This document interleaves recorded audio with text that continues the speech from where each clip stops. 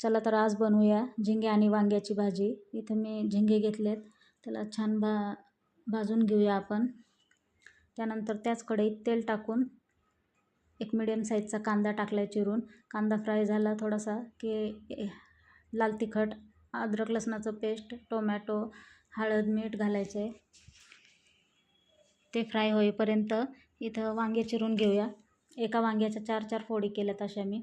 ते पण टाकून घेऊया आणि त्यात टाकूया कोल्हापुरी चिकन मसाला।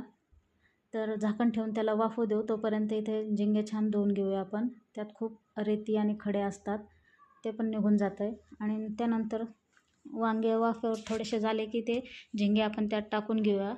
पाणी टाकूया, थोडासा गरम मसाला आणि कोथिंबीर टाकून त्याला छान एक 10 मिनटं उकळी काढायची। तर अशा प्रकारे बघा खूपच छान ही वांग्याची भाजी तयार होते। रेसिपी आवडली असल्यास